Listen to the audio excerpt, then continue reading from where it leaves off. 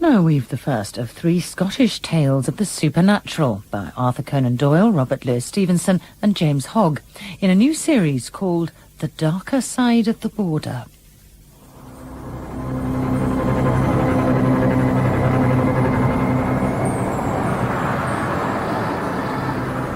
The Captain of the Polestar by Arthur Conan Doyle, dramatized by Marty Ross.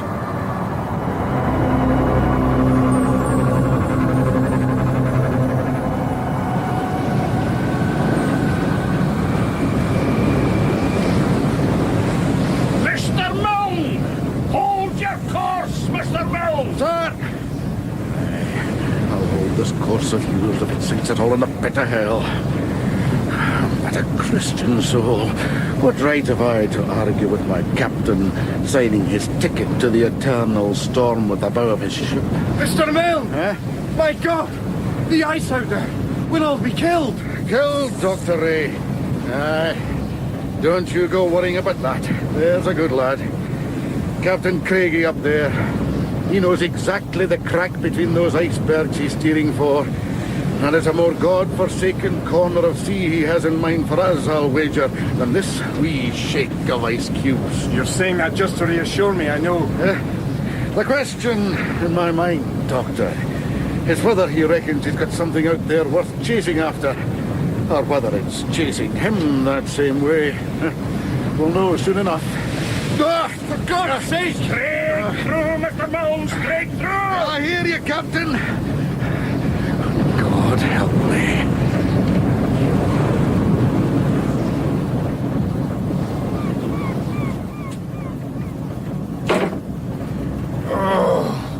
Morning there, Doctor. Looking a touch the worse for yon bumpy night? Is it a good or a bad sign, Mr. Williamson, that the Doctor's the sickest fish on the boat? Just mind when you next take to hurling over the rail. Aye. If it lands in one of those ice floes, it could be floating alongside us for the next couple of days. I'm grateful for the benefit of your nautical experience, obviously, gentlemen. Mr. Milne. Assemble the men, Mr. Williamson.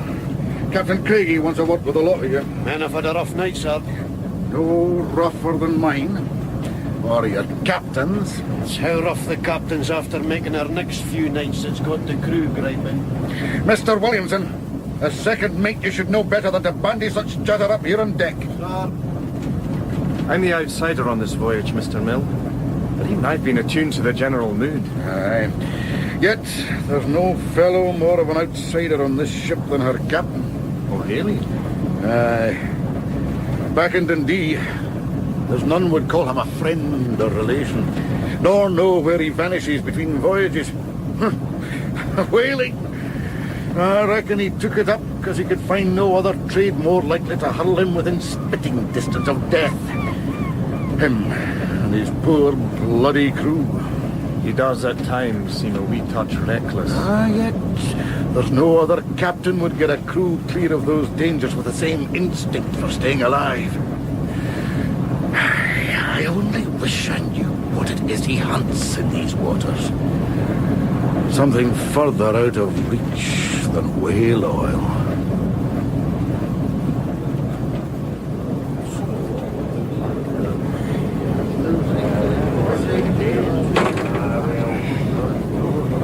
The men are assembled? Yes, Captain. And how are you this morning, Dr. Ray? What do you make of our new travelling companions? Captain? The ice floes! Pole's white-masted fleet of ghosts and behemoths. Oh, yes. Yes. Magnificent. So long as we don't find ourselves hemmed in by them. Now that, of course, is the risk one takes. Good morning to you, men! Good morning. Fine sight to see you loafing about on a calm sea. A wild night you had, hadn't we all? You must have wakened this morning grumbling about that madman captain who drove you this far. Aye, Captain. The odd grumbling. Aye, what other sort of grumbling would come from the likes of you, Mr. MacLeod?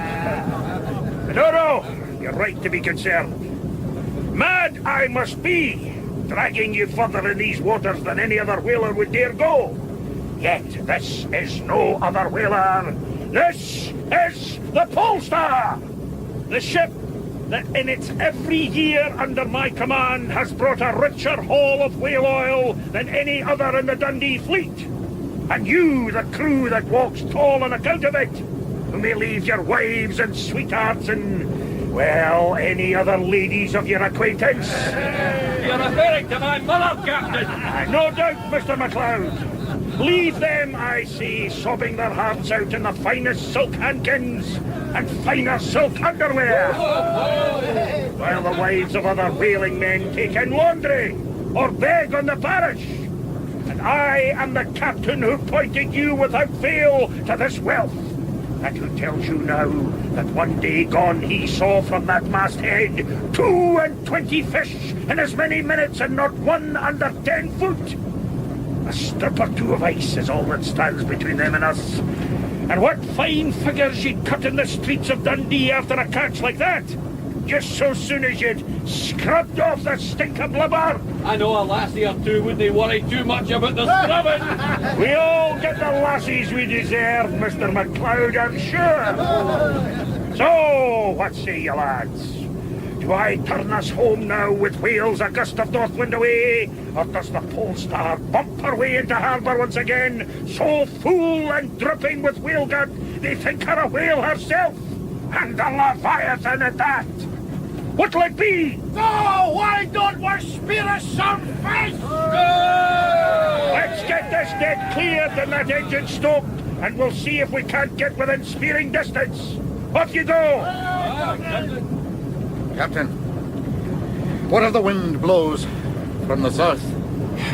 Then it blows, and we prove the worth of our own guts. Aye, sir. What do you prescribe for fortitude, Dr. Ray? The odd spot of oration along those lines doesn't go amiss. Well done, Captain. You have a crew who'd sail both poles for you in a single day if they could. Well, they're whaling men. What safer world have they ever known? But you, young Ray, I wish I didn't have it on my conscience that I'm carrying with me some green boy, his grasp on the world coming from medical textbooks and storybook dreams of adventure on the high seas. You mentioned once that you've a girl back home, a fiancée even. That's so, yes. Then what, may I ask, are you doing here so far from your lady love's arms?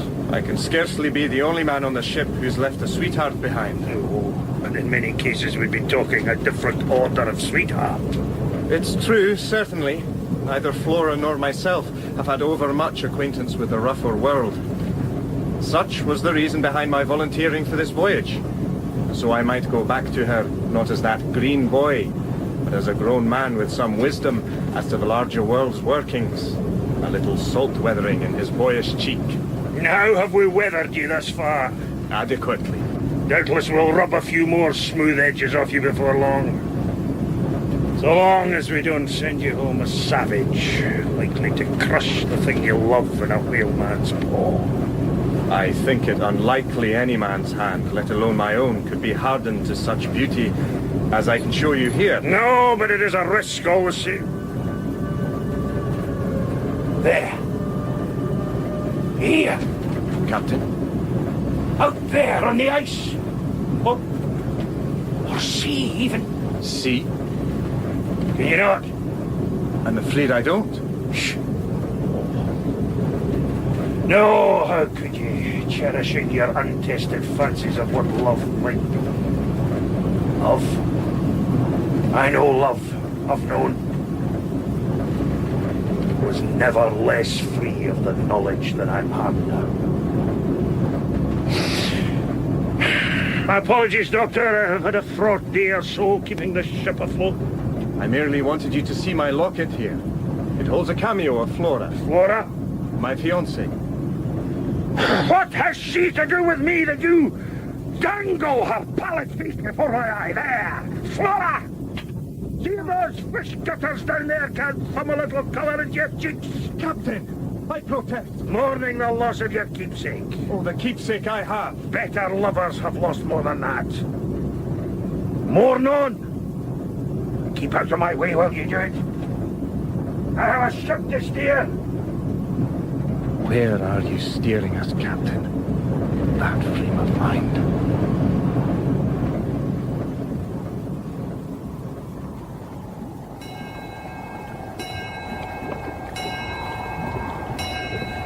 Looking for your sweetheart, Doctor. What? Oh, Mr. MacLeod. Didn't he mean to give you the fritz? You gave me a bit of a stir yourself, creeping about the deck like that in the dead of night. I was looking for... For your wee lassie on a silver chain. Here she is. Picked her up myself after the captain flung her down. Thank you. Glass is a wee touch cracked. Is it? Dainty wee thing she looks. Sore with the thought of her, I'm sure. I suppose. I've got a girl, you know. Oh, yes? Margareta. German lass. In Hamburg. See her whenever we pass through. Bonny red hair, my Greta. Long and smooth like a sunset to wander in. She stirs the poet in you, Mr. MacLeod. Oh aye, she does that. When we stop off there on the way back, I'm going to take her a-wandering with me by the side of the Ulster, yon big lake in the middle of town. I'm going to stroke these bruised old harpooner's fingers through that soft hair of hers, and then... You know what I'm going to do then, Doctor? I'm going to flip that kraut whore face down in the dirt and... Well, a veil, I'm sure, may be drawn over the details. The ladies, eh, Doctor? Who'd have the heart for one of these voyages without one of them waiting at the end of it? Anyway, thank you for the locket. Not at all.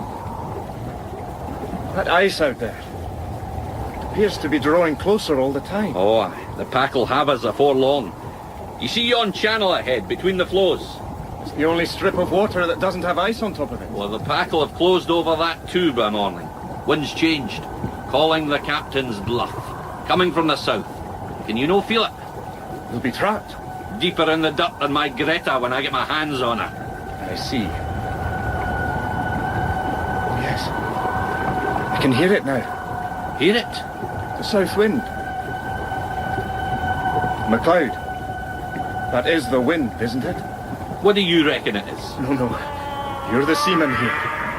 What is that? I haven't the faintest notion, Dr. Ray. But I've heard it every night since we passed Shetland. Since Shetland? Look, what's going on here? Another attempt at taking the rise out of your ship's unseaworthy doctor. I'm no laughing, Doctor. You sure it isn't some animal? Some wounded animal? Ah, Christ, is yon bloody thing squealing away again? Mr. Williamson. As if we weren't frightened enough already. Frightened? What's to be frightened of?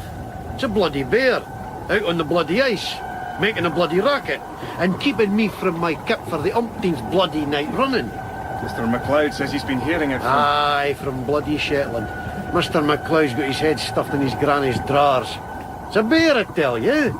A big, fat arse bear. Too bloody work shy to go and catch himself a seal, howling for scraps off us. Aye, well, I'm for reminding him we got out and bloody hunted for what we got. And for reminding him we are bullet up the Jacksy. You're no going down there. All the ice anchor's fixed. Ship's no going nowhere. We can get straight onto the ice floes from here. We? You've been riding the back of whales since you were old enough to pee standing up. You're no scared of some polar bear that's lost legs, are you? If I thought it was that, I wouldn't be, no. Well, let me prove to you what a fearful woman you've been. Now get back there and grab yourself a rifle. You, Doctor, wait here. No, wait a moment. I want to see what's out there too. Then stick with MacLeod here. I'm a hunter, no a bloody babysitter.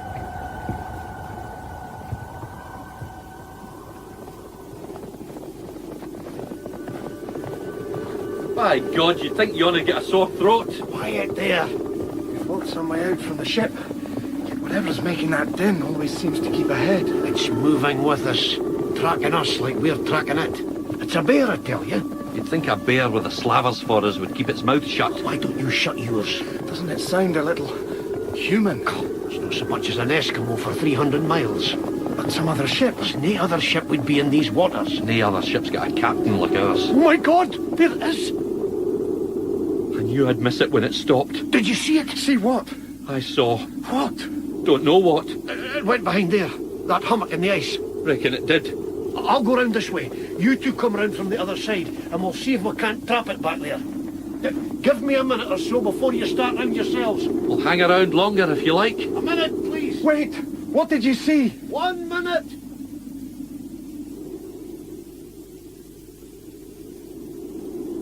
Come on. Where are you? You shut up, have we? You're scared of the big bad hunter. So you should be. I'd be turning the snow yellow if I were you. I'd be... Is that you? Oh, I see you. Oh, dear Christ! McLeod! I hear it! Mr. Williamson! Mr. Williamson! Run! McLeod, look! There's something... It's him! Williamson! Get back to the ship! Get back to the bloody ship! Did you see it? Get back to the ship! Best idea you're out here all night. Come on! Get up there! Quickly! What was it? Just get up! Christ almighty! Christ bloody mighty! Here, Doctor. Take my hand. I'm quite all right. I just want to know what he saw. I'll tell you what I saw! I'll tell you! Williamson, calm down. Calm down. Just try and breathe slowly, steadily. That's it. My word, Mr. Williamson. I've seen you many a time thigh deep in the whale's belly, but I never caught your trouser legs steaming like that before. Shut up, you! McLeod, If you'd seen it, what did you see? I don't know! After all that, Quiet! It was out there in front of me. All of a sudden. Like it had blown up out of the ice and the cold air. Right in front of me, Doctor. And I don't know, you see, if she was awful or beautiful. Captain! Captain, you here? I hear. We went out on the ice to take a look and... What a long voyage it's been. And soon now I know we'll meet in our harbour. Captain? Ice is closing in, Captain. Yes, I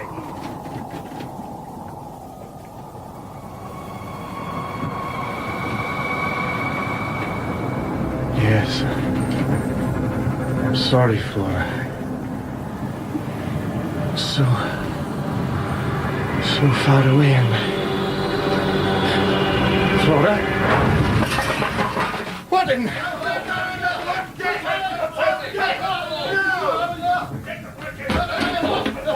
Good morning, Doctor. Mr. Milne, what's happening? We're caught in the ice. I'd get on deck if I were you. Captain's going to have a word. If this lot doesn't lynch him first.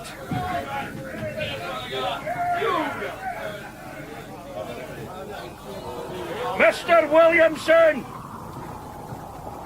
The supplies, how do we stand? Half a tank of biscuits, 3 barrels of salt meat, How many days, man? half rations, 18, 20. We're doing a wee bit better for tobacco. Oh, that'll come in handy. Always popular with condemned men, sir, smoke. You're not dead yet, Mr. Williamson. I haven't given the order. Mr. Milne, Sir. we're still afloat, I take it. Yes, sir. Ice has settled for the time being. Hull intact, but we're sealed in tight. Yet you're alive, every one of you. You at least have the things you desire still fast in your hands. Thus far this voyage, I have given more than I have received. Men! Men! I've brought you, as you see, to a fair old fix. If this ice clears, you remain within 3 weeks of home. If not, well, you're the crew of the Polestar and know what's required of you in these waters. You must quit the ship and make land across the ice. Live until spring, off the seals and anything else you can get a harpoon or a bullet near. Do or die it, but you wouldn't be the first whaleman to last a winter on it. It's what might be on your ice that worries us. Aye, whatever screech of a thing's been howling round this boat since Shetland. Aye, that's right. Quiet there!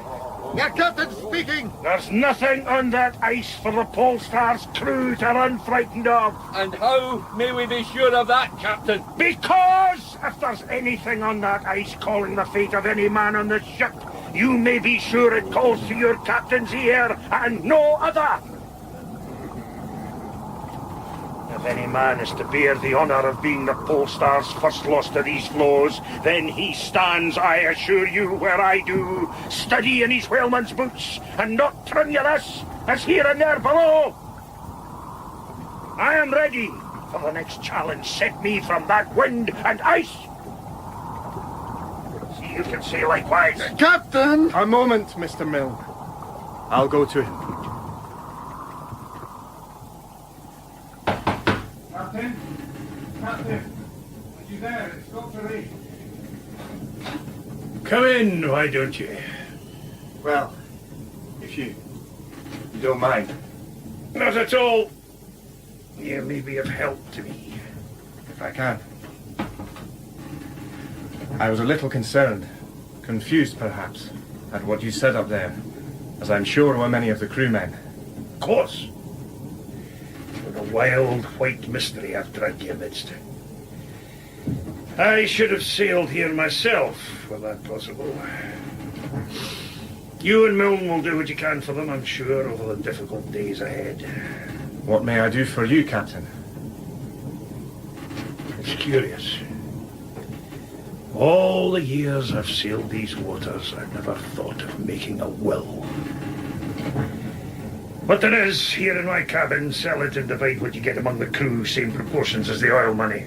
And what of this, Captain? This watercolour here, pinned to the wall. The young lady. Something beyond the average whaling man's notion of beauty, I would have thought. What does it say here? MB, is that? At 19. Who is she, Captain? She does not exist. Not anymore. Yet she is everywhere. Isn't that the property of the beloved dead? To expand and harden around those who outlive them like water chilled to ice? And isn't it the property of every captain, good or bad, to make his crew sail the length of his every dream and dread? Captain? Leave me, Doctor. Those 22 fish we're supposed to be chasing. Did you dream those? It's all a dream to me now, don't you see? All except her.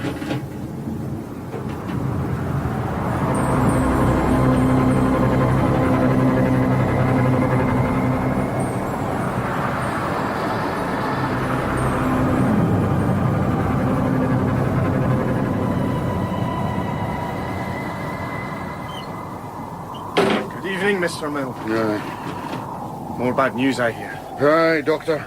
Blizzard moving in from the south. I'd be down below if I were you, tugging the blankets over my head. And yet, here, in the sunset, that ice is so bloody outrageously beautiful. Aye. Well, I'm a Presbyterian, Dr. Ray. Raised in little doubt that it's the beautiful things of the world that are likeliest to drown a man. And yet, can one be a man and not? Please, Mr. Mill, tell me that's the wind. It is the wind. But not just the wind. What does that thing want? What do you want? Where is it?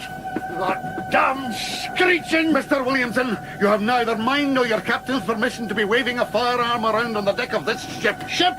This is no ship. Stuck here with that out there howling like some jackal, ready to pick our bones. I will see if a bullet or two can't guarantee us a quiet funeral. Mr. Williamson! No! Give me that rifle! Sir! It's that thing out there. We've a right to be frightened. You have nothing to fear from her. From me, perhaps. Captain, be careful. Here then, Mr. Milne. Before I do something uncaptainly, heaven knows, Mr. Williamson, I ought to put one of these bullets through your unfit skull. But that would just drown another moment of our song, and tonight more than ever, that song maps my voyage. I'll leave you, gentlemen, to yours. Here, you lass. Have your answer at last. Captain! We must go after him. He's running into the teeth of that blizzard. Can you not see it gathering? Is that all it is? All? That shape, rising before him on the ice. Captain! Doctor, watch! It'll be on us in a second. Mr. Williamson, catch him back! No! Look! It's a figure blowing up out of the snow! Captain! Captain!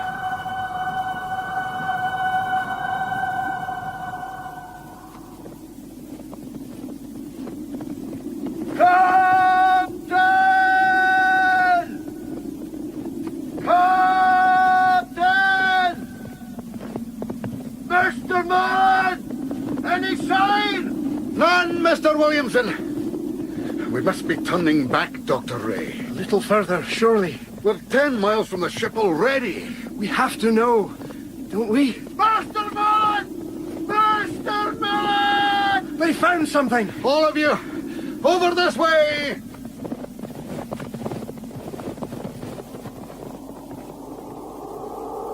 There he is, Mr. Mullen.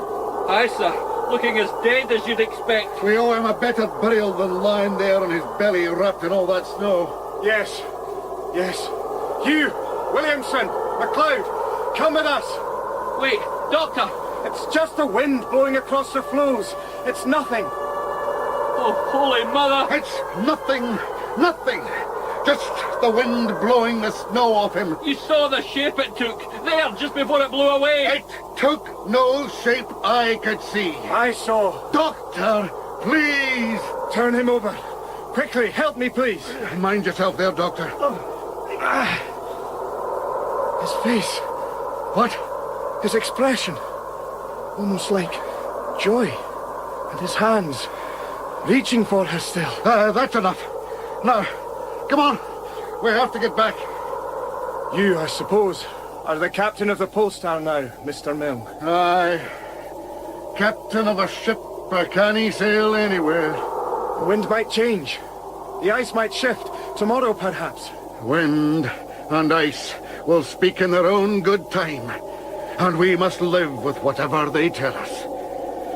There's no voice out here harder to argue with than theirs. Back to the ship.